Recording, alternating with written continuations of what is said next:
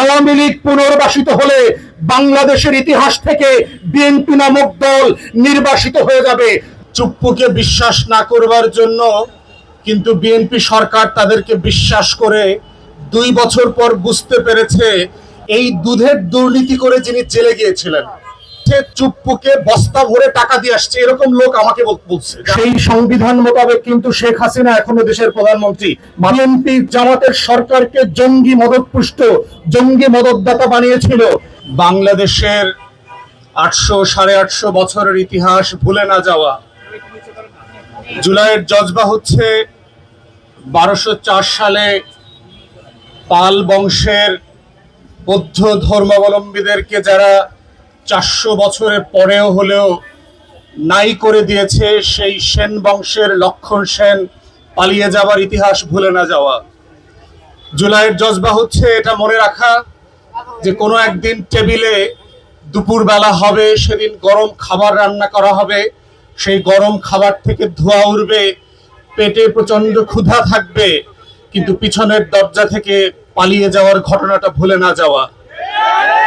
জুলাইয়ের ইতিহাস হচ্ছে লক্ষণ সেন 2024 সালের পুনরুত্থান হয়ে বেগম হয়ে জেন্ডার পরিবর্তন করে শেখ হাসিনার দেবতা অবরূপ আকারে গণভবন থেকে পালিয়ে যাওয়ার ইতিহাস ভুলে না যাওয়া।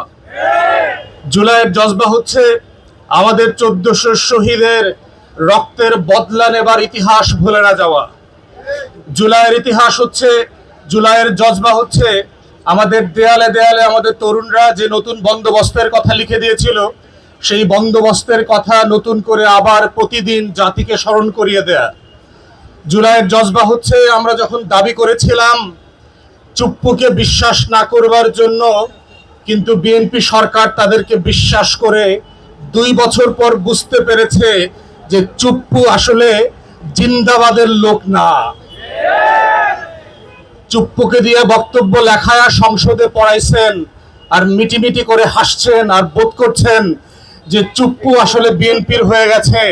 সেটা লন্ডনে চিকিৎসা নিতে যাবার পরেও আপনারা বোঝেন নাই, বুঝতে বুঝতে 2 বছরের পানি খোলা হয়ে গেছে। আমরা বলছি যে দেরিতে হলেও আপনারা যে বোঝেন, এই বোঝাটাও না বোঝার থেকে ভালো। এখন প্রশ্ন হচ্ছে যে চুপ্পুকে জুলাই জজবার জায়গা থেকে আসলে আপনারা কি করবেন, এইটা হচ্ছে সরকারি দলকে আজকে বুঝতে হবে। যে চুপ্পু কি সাধারণভাবে বিদায় নিয়ে চলে যাবে? চুপ্পু কি আসলে একটা টিপিক্যাল রাষ্ট্রপতি যার আসলে কোনো অতীত নাই? এই চুপ্পু হচ্ছে সেই লোক যে ছাত্রলীগ কোটায় যুদ্ধের পরে রেশনের দুধ বিক্রি করার ডিলারশিপ পেয়েছিল এবং 72-73 সালে সেই আমাদের দুর্ভিক্ষ পীড়িত নতুন বাংলাদেশে দুগ্ধপোষ্য শিশুদের জন্য সারা দুনিয়াতে যে দুধ আসছে, পাউডার দুধ, এই দুধের দুর্নীতি করে যিনি জেলে গিয়েছিলেন, উনি এত বড় ফজিলতের একজন অলিয়া মানুষ এবং ওনার সাথে 73-74 সালে জেল খাটছে এমন লোক জাসদ ছাত্রলীগ করা, তাদের সাথে পার্সোনালি আমার কথা হয়েছে এবং তারা বলেছে যে আমরা একসাথে জেল খেটেছি। এবং চুপ্পু হচ্ছে সেই রকম ফজিলতের একটা লোক। এবং দেখবেন একটা তর্ক প্রায় উঠেছিল আওয়ামী লীগ সার্কেলে যে হাসিনা এই প্রেসিডেন্টটা পাইলো কোথায়? সে তো কোনো আলোচনায় ছিল না, সে তো আওয়ামী লীগের কেউ না, পরিচিত কেউ না। এখন এখানেই হচ্ছে আমিরুল ইবলিস শেখ হাসিনার মাহাত্ম্য। যিনি ইবলিসের আমির, তিনি তো আসলে বোঝেন যে কাকে আসলে প্রেসিডেন্ট বানাইতে হবে। কারণ যদি শয়তান না চেনে, ওর তো নেংটি ধরে টান দিতে পারবে না, কারণ সে তাকে তো বিপদে ফেলবে। এই জন্য হচ্ছে এইরকম একটা টাউট ক্রিমিনালকে, চুপ্পু নামক এই লোকটাকে রাষ্ট্রপতি বানাতে হয়েছে। তারপরে দেখেন তিনি বিচারক ছিলেন, জাজ ছিলেন, তার সাথে চাকরি করেছে সকল জাজরা আমাদেরকে বলেছে সে খুবই দুর্নীতিবাজ বিচারক হিসাবে জাজদের মহলে পরিচিত ছিল। তারপরে তিনি কমিশনার হলেন দুদকের কমিশনার হওয়ার পরে আমাকে লোকজন বলেছে চুপ্পুকে বস্তা ভরে টাকা দিয়ে আসছে, এরকম লোক আমাকে বলছে যে আমি নিজে বস্তা ভরে চুপ্পুকে টাকা দিয়ে আসছি দুদকের কমিশনার থাকা অবস্থায়। এইরকম ফজিলতের শয়তানকে এরপরে হচ্ছে এসালম হায়ার করে ইসলামী ব্যাংকে বসাইছে। তাহলে চিন্তা করে দেখেন কিরকম একটা ক্রিমিনাল টাউট, এই শতাব্দীর সেরা টাউটদের একজনকে বাংলাদেশ রাষ্ট্র তার পিপলস রিপাবলিক অফ বাংলাদেশ যে নাম রক্ত দিয়ে স্বাধীন করা একটা দেশের সর্বোচ্চ ব্যক্তির আসনে বসিয়েছিল। এবং তারপরে শেষটা দেখেন, ইতিমধ্যে সংবাদপত্রে এবং বিভিন্ন জায়গায় এসেছে তিনি দ্বিতীয় বাসস্থান তৈরি করেছেন মালয়েশিয়া এবং দুবাইতে। তার দুবাইয়ের যে পার্মানেন্ট রেসিডেন্সি কার্ড সেটা পর্যন্ত অনলাইনে চলে আসছে। এবং আপনারা জানেন যে দুবাই, তারপরে হচ্ছে মালয়েশিয়া থেকে শুরু করে পৃথিবীর বিভিন্ন দেশে আপনাকে পারি। অতএব সেই চুপ্পুর ব্যাপারে আমরা বর্তমান সরকারকে বলছি, মাননীয় প্রধানমন্ত্রী, যথেষ্ট পরিমাণ পানি কিন্তু গড়িয়ে গেছে। আওয়ামী লীগের দালালি এবং পুনর্বাসন আপনারা যেটা শুরু করেছেন সেটা কিন্তু আপনাদের জন্য আখেরে ভালো হবে না। ৭১ ব্যবসা আর মুক্তিযুদ্ধের চেতনার মাল আপনার দোকান থেকে মানুষ কিনবে না, ওটার আলাদা দোকান আছে। যেই দোকান আওয়ামী লীগের ট্রেড লাইসেন্স পণ্য বিক্রি করে সেই দোকান থেকে ৭২-এর সংবিধান কিনবে না মানুষ অন্য কোনো দোকান থেকে। অত চুপ্পু কিন্তু ওই দোকানের খরিদ্দার, মাথায় রাখবেন, শেয়ার হোল্ডার কিন্তু একই দোকানের। অত চুপ্পুকে বিদেশে যেতে দেবেন না। যদি দেন তাহলে আপনার সরকার, অন্তর্বর্তীকালীন সরকারকে অবৈধ করা, সারা দুনিয়াতে ডিকনস্টিটিউশনালাইজ করা, সংবিধান বহির্ভূত হিসাবে করবার জন্য দিল্লি ডিসইনফরমেশন এবং মিসইনফরমেশন ক্যাম্পেইন যেটা চলছে, এই পুরো ক্যাম্পেইন তারা চুপ্পুর নেতৃত্বে করবে আগামী বছরের পর বছর। গণমাধ্যমগুলো যেভাবে দেখেছেন, এনডিটিভি এবং রয়টার্সে রাতের আধারে ইমেইলে শেখ হাসিনা সাক্ষাৎকার দেয়, এইরকম সাক্ষাৎকার দেয়া কিন্তু ইতিমধ্যে চুপ্পু শুরু করেছে। মানব জমিনের সম্পাদকের সাথে সাক্ষাৎকার দিয়েছে, এপিএফপি রয়টারের সাথেও কিন্তু তিনি টেলিফোনে সাক্ষাৎকার দিয়েছেন এবং একই কথা কিন্তু তিনি বলেছেন শেখ হাসিনার কোনো পদত্যাগপত্র তিনি পান নাই। তাহলে আপনারা যে সংবিধান রেখে দিয়েছেন সেই সংবিধান মোতাবেক কিন্তু শেখ হাসিনা এখনো দেশের প্রধানমন্ত্রী, মাথায় রাখিয়েন। কিন্তু আপনারা তো ৭২ সংবিধানের পূজার মণ্ডপ তৈরি করেছেন, এই মণ্ডপে কিন্তু চুপ্পু প্রতিদিন প্রতি রাতে পূজা অর্চনা দেবে শেখ হাসিনাকে প্রধানমন্ত্রী আকারে। অতএব চুপ্পুকে আমরা দাবি করছি ইমপিচমেন্ট করবার জন্য।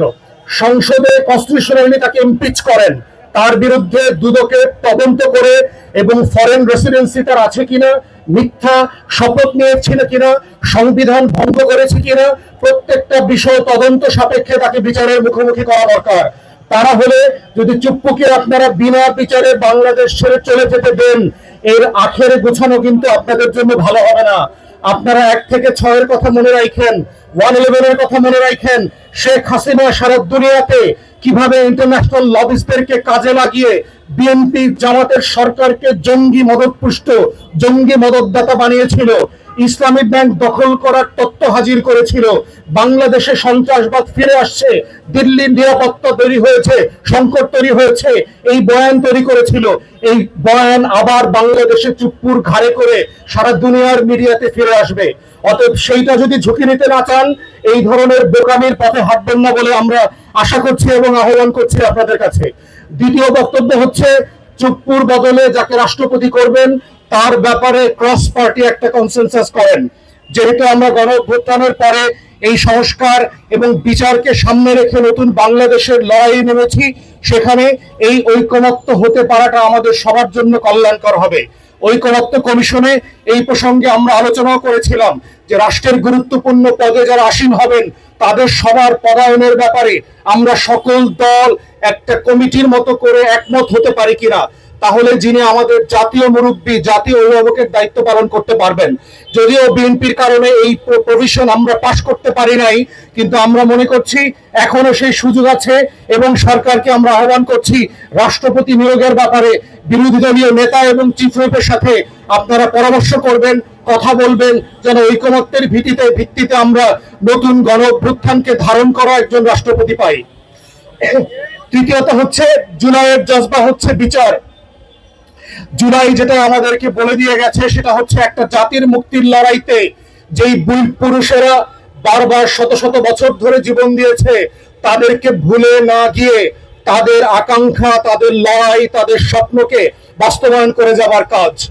আমরা গতকালকে বিরোধী দলীয় 11 দলীয় যে ঐক্য ছিল তার পক্ষ থেকে মানবতা বিরোধী অপরাধের যে ট্রাইব্যুনাল ছিল সেখানে মাননীয় পরিষ্কার বুঝতে পারছি সেটা হচ্ছে বিচারিক প্রক্রিয়া ত্বরান্বিত করবার জন্য সরকার যথেষ্ট পরিমাণ টাকা দিচ্ছেন না, সরকার যথেষ্ট পরিমাণ তদন্ত কর্মকর্তা দিচ্ছেন না, সরকার যথেষ্ট পরিমাণ প্রসিকিউটর অ্যাপয়েন্ট করছেন না, সরকার যথেষ্ট পরিমাণ ট্রাইব্যুনাল তৈরি করছেন না, সরকার যথেষ্ট পরিমাণ যোগ্য অফিসারদেরকে তদন্ত টিমে দিয়ে তাদেরকে সাফিসিয়েন্টলি টাকা পয়সা দিয়ে তদন্ত কার্যক্রম বেগবান করবার জন্য চেষ্টা করছেন না। বরং আমরা যেটা দেখতে পাচ্ছি তদন্ত সংস্থায় খুবই হাইলি দুর্নীতিবাজ বিএনপি সরকারের 5 তারিখের পরে গজিয়ে ওঠা কিছু দালাল কর্মকর্তা টাকার বিনিময়ে তদন্তগুলোকে দুর্বল করে দিচ্ছে। আমরা দেখতে পেয়েছি বিভিন্ন শহীদ পরিবার এবং আহত পরিবাররা আমাদেরকে জানিয়েছে যেখানে সেই অভিযুক্তের ভিডিও এবং ফোনের কনভারসেশন আছে, এমন গুরুত্বপূর্ণ এভিডেন্স থাকার পরেও তদন্ত সংস্থার গুরুত্বপূর্ণ ব্যক্তিরা টাকার বিনিময়ে, কোটি কোটি টাকার বিনিময়ে সেই এভিডেন্স গুলো কোর্টে প্রডিউস করছেন না। সো অবভিয়াসলি এই মামলাটা দুর্বল হয়ে যাচ্ছে। জাজদের কাছে যখন যাচ্ছে তারা আর ইনুকে, মেননকে ফাঁসি দেওয়ার মতো কোনো এভিডেন্স খুঁজে পাচ্ছেন না। অথচ আমাদের আইসিটি ট্রাইব্যুনালে যেই আইটি সেকশন আছে তারা ইতিমধ্যে গুরুত্বপূর্ণ গণহত্যার সাথে দায়ী বিভিন্ন ব্যক্তিদের ফোন আলাপ, হাসিনার সাথে কনভারসেশন ইতিমধ্যে তারা খুঁজে বের করেছেন, কিন্তু সেগুলো বিচারকের সামনে প্রডিউস করা হচ্ছে না। অতএব ন্যায্য বিচারের স্বার্থে এই ধরনের দুর্নীতিবাজ তদন্ত কর্মকর্তা যারা আছেন তাদেরকে ইমিডিয়েটলি সেখান থেকে সরাতে হবে। তা না হলে এর পুরো দায় আইনমন্ত্রী আপনার, পার্টিকুলারলি, কারণ এই বিচারের শুরু থেকে সকল প্রক্রিয়াগত দুর্বলতার সাথে আপনি জড়িত। আমরা বারবার বলার পরেও আপনি অ্যাটর্নি জেনারেল থাকার অবস্থায় দেখেছি আপনি আমাদের কথা রাখেন নাই, আপনি আমাদের পরামর্শ শোনেন নাই, বরং আপনার নেতৃত্বে বাংলাদেশের ইতিহাসের সবচেয়ে দুর্যোগতম ঘটনা ঘটেছে। বাংলাদেশের বিচার বিভাগে সচিবালয় আইন পাশ করবার পরেও আপনার নেতৃত্বে আপনি সারা দেশকে মিসলিড করেছেন। এটা সংসদে রাটিফাই করা হয় নাই অর্ডিন্যান্স। জাজেস অ্যাপয়েন্টমেন্টের যে প্রভিশন করা হয়েছে আপনি সেটাকে রাটিফাই করতে দেন নাই। অথবা আপনারা সবাই মিলে যেভাবে বিচারিক প্রক্রিয়াকে প্রশ্নবিদ্ধ করছেন এবং যে কারণে আমাদের শত শত হাজার হাজার শহীদ এবং আহত পরিবারদের আকাঙ্ক্ষা স্বপ্ন পূরণ হচ্ছে, ঠিক একইভাবে আমরা দেখছি শহীদ ওসমান হাদির বিচারের কার্যক্রম কোনো দিক থেকে তদন্ত কার্যক্রম এগোচ্ছে না। এবং এখন পর্যন্ত আমরা দেখতে পাচ্ছি না যেই বিজেপির ডিজি থাকা অবস্থায় এখানকার আওয়ামী শুটাররা সীমান্ত দিয়ে পার হয়ে চলে গেছে, সেই ডিজিকে এখনো ডিসমিস করা হয় নাই। তাহলে যেই সীমান্ত দিয়ে পার হয়েছে, যার নেতৃত্বে এই ফোর্স ছিল এবং তারা দায়িত্ব পালন করে নাই, তাদেরকে কেন আপনারা এখনো চাকরিতে বহাল রেখেছেন? এখনো আওয়ামী গুন্ডা পান্ডারা রীতিমতো বর্ডার দিয়ে আসা যাওয়া করছে, টাকার লেনদেন হচ্ছে। সেখানে বিজেপির দুর্নীতিবাজ কর্মকর্তারা যেভাবে জড়িত আছে সেভাবে জড়িত আছে সরকারি দলের নেতা কর্মীরা। আমরা ব্যক্তিগতভাবে এদের সবার খোঁজ খবর জানি, আপনারা কেন জানেন না? আপনারা কেন জানেন না কে কত টাকার বিনিময়ে এই সকল লেনদেন করে ক্রিমিনালদেরকে, আওয়ামী গুন্ডা পান্ডাদেরকে পুনর্বাসন করবার চেষ্টা করছে? আমরা আপনাদেরকে বলতে চাচ্ছি আপনারা গণ অভ্যুত্থানের পক্ষের শক্তি, কিন্তু সেটা শুধু মুখে বললে হবে না। আপনাদের কার্যক্রম 5 মাস ধরে যেগুলো ঘটছে সেগুলো দিয়ে প্রমাণ হচ্ছে না যে আসলে আপনারা 24-এর গণ অভ্যুত্থানকে ধারণ করেন, জুলাইয়ের জজবাকে ধারণ করেন, 1400 শহীদ ওসমান হাদিকে ধারণ করেন। বিচারের ব্যাপারে আপনারা সিরিয়াস না, সংস্কারের ব্যাপারে সিরিয়াস না, কোন ক্রিমিনাল টাউট বাটপারদেরকে পুনর্বাসন না করবার যে কমিটমেন্ট ছিল সেই সব ব্যাপারে আপনারা সিরিয়াস না।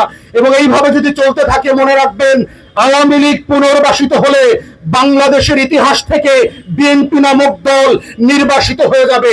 দুটো একসাথে থাকতে পারবে না। অতএব এটা আপনাদের সিদ্ধান্ত, আপনারা আগামী দিনের রাজনীতিতে থাকবেন না আওয়ামী লীগের মতো ইতিহাস হয়ে যাবেন। এটাই হচ্ছে চরম জুলাই জজবা এবং সেই লড়াইতে আহ্বান জানিয়ে থাকার সবার পাশে বিচারের সংস্কারের দাবিতে আমার বক্তব্য এখানে শেষ করছি। সবাইকে অসংখ্য ধন্যবাদ। আসসালামু আলাইকুম।